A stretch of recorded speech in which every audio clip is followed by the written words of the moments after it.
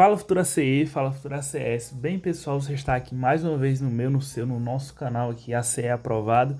E hoje a gente veio para terminar o nosso projeto de 30 questões, né? Preparei o material para vocês, as questões com muito carinho, né? E hoje deu certo gravar, deu certo fazer o material, né? Com muita calma e tranquilidade, né? Para a gente terminar essa nossa missão, né? Que era essas 30 questões para a CE, tá bom?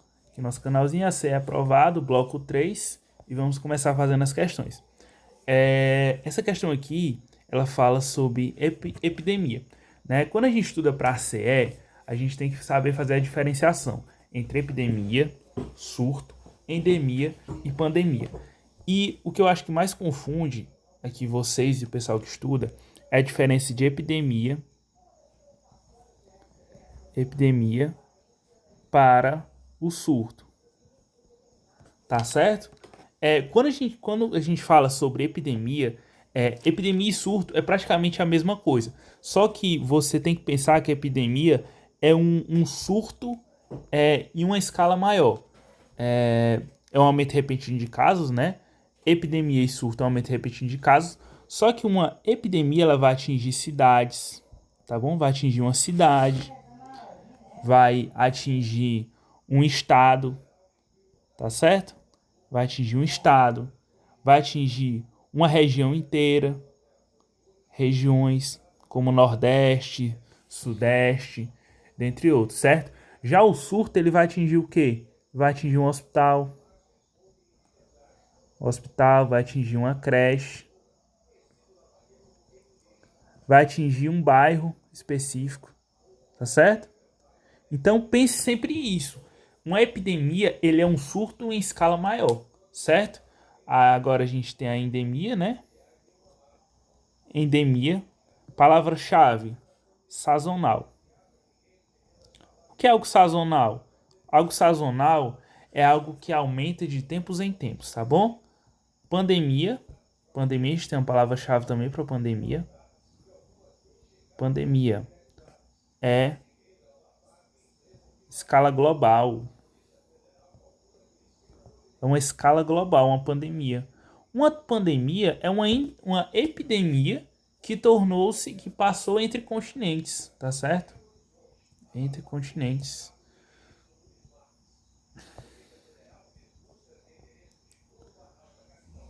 Ok? Então acho que já dá pra gente responder a nossa questão. Questão de número 1.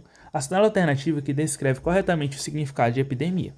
É o aparecimento de uma determinada doença estando normalmente relacionada a uma região devido aos fatores higiênicos, biológicos e climáticos. Se ele não falou que é o aparecimento, um aumento repentino de casos, então não é uma epidemia. Disseminação mundial de uma determinada doença. Lembrou da palavrinha-chave? Mundial, global. Isso aqui é uma epidemia, tá bom? Então tá errado. C. É o aparecimento repentino de casos de uma doença infecciosa provocada em geral por vírus ou bactérias em uma região por um período sustentado de tempo. D. Semanas ou até meses. Tá ok, né? C. Nosso gabarito, epidemia. Vamos para D. É o quadro inicial da disseminação de uma doença, quando há um aumento inesperado de um número de infectados em uma determinada região. Bairros. Se é um bairro, é o quê? É um surto. Tá bom, pessoal? Então, guardem isso no coração de vocês, né? Muito importante vocês saberem fazer essa diferenciação, porque pode cair na sua prova. Vamos para a questão de número 2, falar sobre vetores. O controle de vetores é um dos maiores desafios para a saúde pública do Brasil. Vetores são animais que vivem em grandes cidades, como pulgas, cupins, formigas, baratas, ratos, que transmitem doenças para nós humanos. O cuidado com o meio ambiente está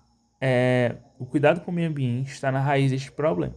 As condições de determinado ecossistema são cruciais para a proliferação de animais transmissores de doenças. Sobre o assunto, assinale a alternativa que descreve corretamente o conceito de controle químico. Bem, a gente tem os tipos de controle, né? Controle químico, a gente tem um controle biológico, tá certo? A gente tem um controle mecânico que a gente pode fazer. Então ele quer saber qual é o controle químico. Então vamos lá.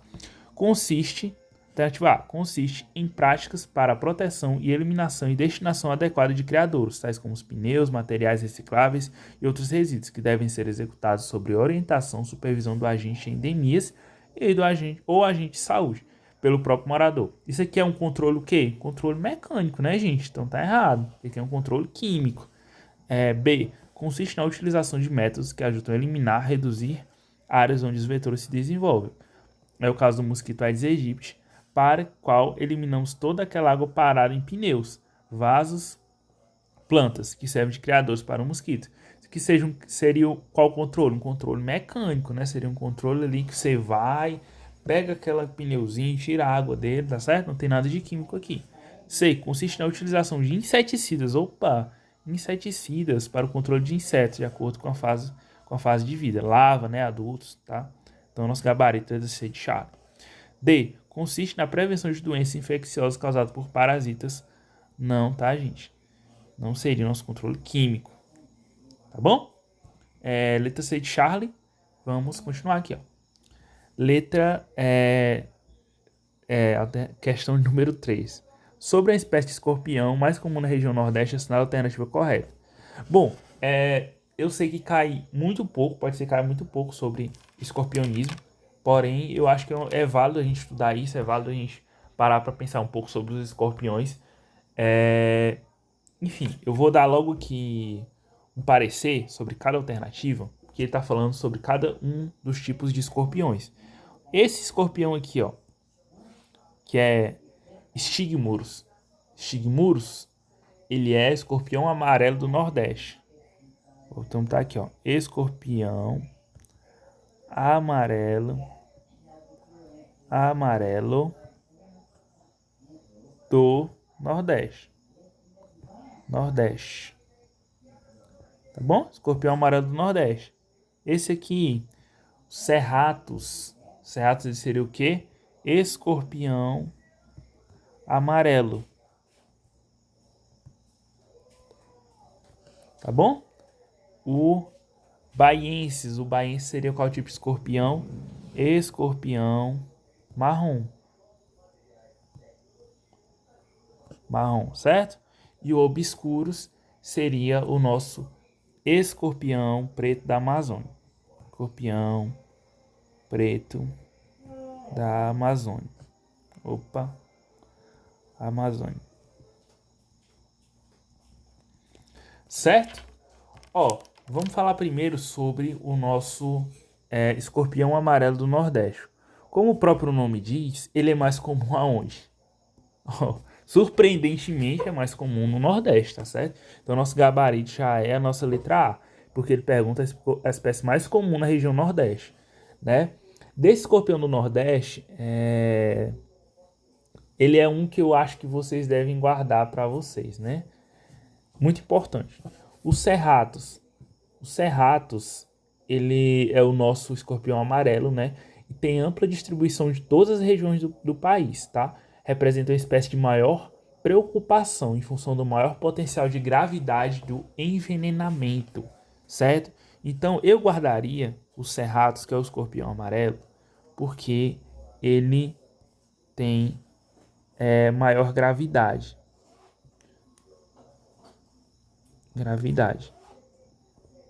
Tá bom? Então guardem os Cerratus, que é o escorpião amarelo, tá bom? O escorpião marrom, né? Encontrados na região centro-oeste, sudeste e sul do Brasil, não tem tanta importância. E o obscuro, que é o preto da Amazônia, né? É o principal causador de acidentes e óbitos na região norte do estado do Mato Grosso, tá bom? Então, pode ser que não caia, pode ser que caia, mas se cair vai derrubar muita gente, porque o pessoal não estuda o escorpionismo. Né? E se você é nosso inscrito aqui do canal, você está estudando, né? Tá vendo aqui o conteúdo. Isso aqui é uma maneira de filtrar, e sempre há e sempre haverá em concurso, né? Eles botam uma questão muito difícil que ninguém estudou para derrubar a maioria das pessoas que não se aprofundaram no conteúdo, ok? Então, gabarito letra A de alfa, e vamos para a questão número 4.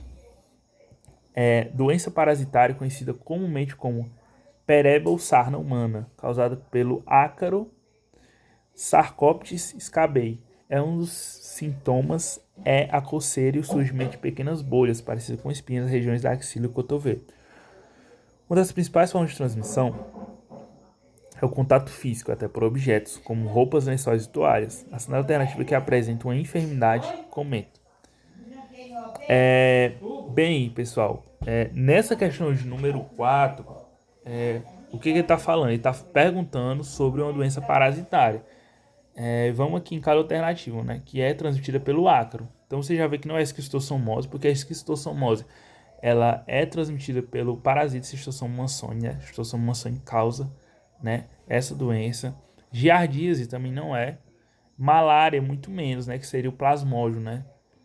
Então sabe o que? Escabiose, tá bom? Então nosso gabarito é letra B de bravo, ok? Questão de número 5.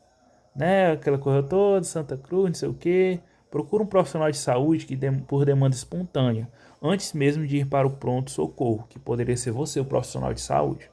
Se queixando de febre alta de 39 graus e meio, calafrios, cefaleia, dor retroorbitária, mialgia, aumento do volume abdominal, náuseas e vômitos. Sobre os sintomas relatados, assinale a alternativa correta, que apresenta qual seria a suspeita. Gente, você está estudando, né? Você tem que ter na cabeça os sintomas da dengue. E os principais sintomas da dengue são estes, né? Que a gente acabou de falar. Então, nosso gabarito é a letra A, tá bom? Porque ela estava com todos os sintomas da dengue, né? Que é a dor retroorbitária, dor atrás dos olhos, mialgia, que é um mal-estar, volume abdominal, vômitos, tá certo? Cefaleia, dor de cabeça, tá bom? Então, gabarito letra A de alfa. Questão de número 6. Vamos lá. A respeito da leishmaniose, essa é a alternativa correta. Vamos lá. Por conta de sua gravidade, as leishmaniose visceral não possuem um tratamento para humanos. Está errado, né? Porque possui sim um tratamento para humanos, as leishmaniose. Certo? No Brasil, o homem é o seu principal reservatório.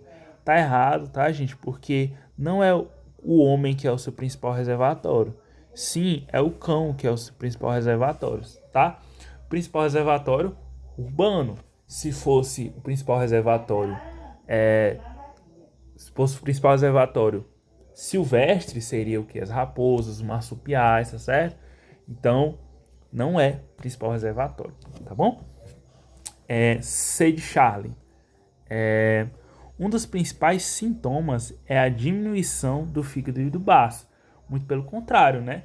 Um dos principais sintomas da leishmaniose é um aumento do fígado e do baço, né? Que seria a hepatomegalia e a esplenomegalia. Isso já caiu em um concurso que eu fiz, né? Que ele perguntava que doença causa um aumento chamado hepatomegalia e esplenomegalia. Seria leishmaniose visceral, tá? Então fique aí, né? Registrado. Fígado e baço, hepatomegalia, esplenomegalia. D. É transmitida por meio da picada de insetos conhecido popularmente como mosquito palha, asa dura, tatuquiras, birigui, entre outros. Tá certo? Tá certo, gente. Leishmaniose visceral, transmitida por esses mosquitos. A transmissão não acontece quando machos, já tá errado, porque transmissão sempre é por fêmeas, né? Picam cães e outros animais infectados, depois picam o ser humano, transmitindo o protozoário Leishmania chagas, causando leishmaniose visceral. Tá errado por conta dessa questão de falar que é o macho, né? No caso seria a fêmea, mas o resto da questão tá certo, tá? Então foi só um detalhe aqui, o macho, às vezes passa batido, mas a gente tem que ficar atento. Sétima questão febre amarela. Vamos falar sobre a febre amarela. É uma doença infecciosa febril aguda, certo? Não prevenível. Tá errado, né? Porque a gente tem a vacina contra a febre amarela, tá certo? Prevenível. De evolução abrupta e gravidade variável com elevada taxa de letalidade de sua forma grave. Então tá errado isso aqui, né? Que é uma doença prevenível. 2. A doença é causada por um vírus que é transmitido por mosquitos e possui 2 ciclos de transmissão. O urbano, que é transmitido pelo Aedes aegypti, e o silvestre pelos mosquitos do gênero Haemococcus e Sabetes, tá certo? Então tá correto. 3. No ciclo urbano, a transmissão ocorre a partir de vetores urbanos, Aedes aegypti infectados. Perfeito. 4. No ciclo silvestre, os transmissores são os mosquitos de hábito predominantemente silvestre dos gêneros Aemagogos e Sabetes, os mais importantes. Ok. Então, o nosso gabarito, né, tem que ter A2, A3 e A4. Então, o gabarito D de dado, certo? Vamos agora para a próxima questão de número 8, que fala sobre os sinais de alarme para a dengue, tá certo? Ele dá um textozinho e pergunta qual o sinal de alarme da dengue está nas alternativas. Vamos lá. Dor de cabeça? Não, esse aqui seria um sinal normal, um sintoma normal da dengue, tá bom? Febre de 39 a 40 graus, normal também, perfeito? Dores musculares e articulares, normal também, que seria algo para ficar de orelha em pé, seria no caso da dor abdominal e contínua. Eu preparei aqui um slide aqui sobre os sinais de alarme da dengue, porque isso aqui sempre cai em concurso público para a gente combater as endemias e você não pode errar uma questão dessa, certo? Sinais de alarme da dengue: dor abdominal, vômitos persistentes, acúmulo de líquidos, hipotensão postural e lipotimia, letargia / irritabilidade, hepatomegalia, certo? Sangramento de mucosas e aumento do hematócrito, tá? Então, esses são sinais de alarme da dengue que você não pode esquecer para sua prova, ok? Revisado, vamos voltar aqui. Então, nosso gabarito letra C de Charles, dor abdominal e contínua, né? Que a gente tem aqui no nosso material, dor abdominal, certo? Enfim, vamos continuar aqui na questão de número 9. Fala sobre a nossa lei 8080 de 1990.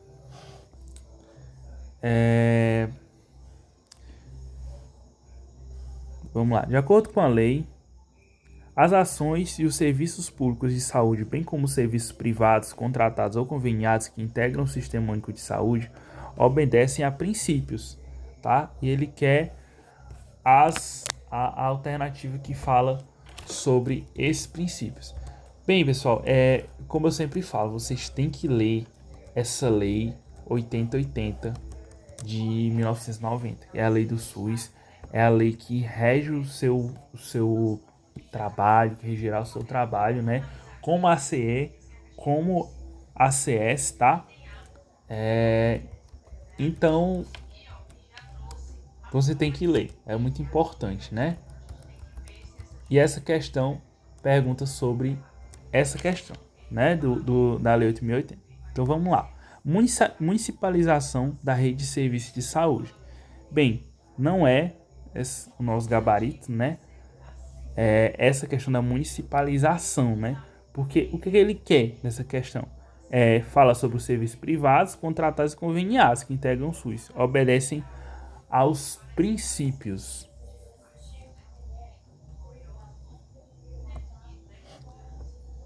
Tá certo, gente? Então não é esse o princípio, tá? Na nossa lei 8080, no artigo 26, fala sobre isso. Os serviços contratados submeterão a normas técnicas administrativas dos princípios do SUS, certo? E depois fala sobre essa questão dos princípios, certo?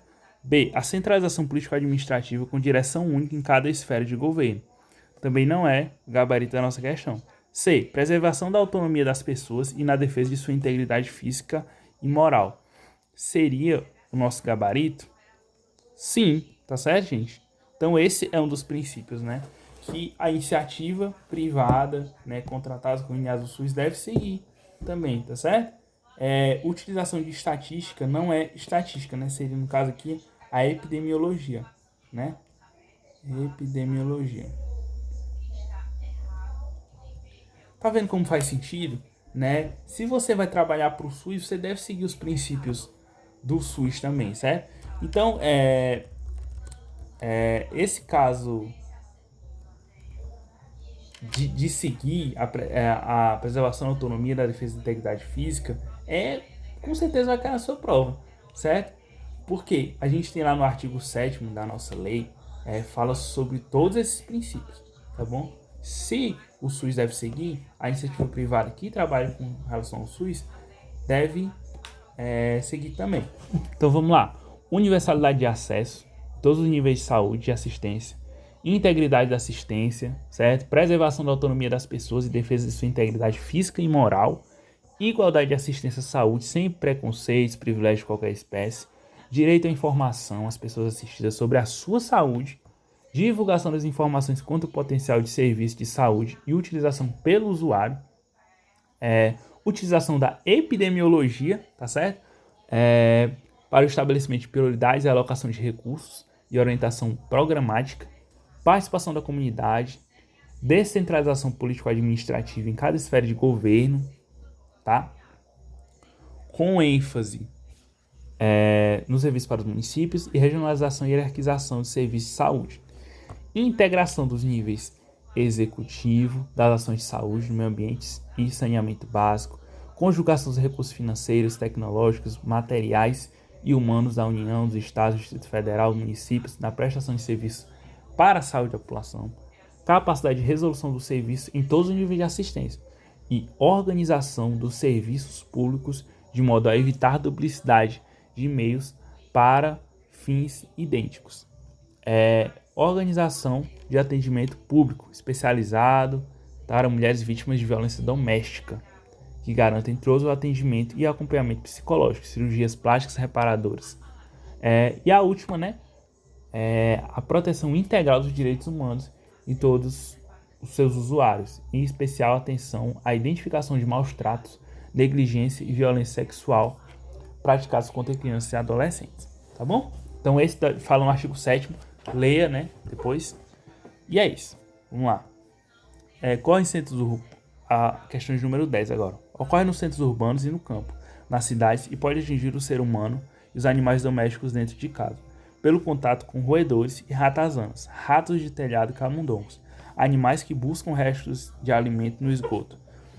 Os roedores não apresentam sinais clínicos, mas são os principais transmissores dessa doença por excretarem a bactéria em grande quantidade pela urina, praticamente por toda a vida.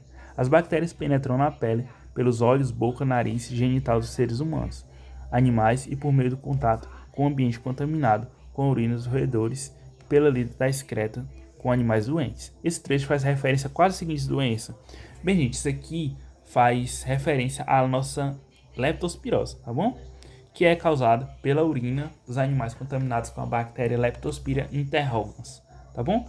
Então, gabarito letra D de delta, terminamos aqui 10 questões, gabaritadas, comentadas, daquele jeito, E eu só tenho a agradecer a vocês, deixa o like aí se foi proveitoso para você esse vídeo, se te ajudou de alguma forma.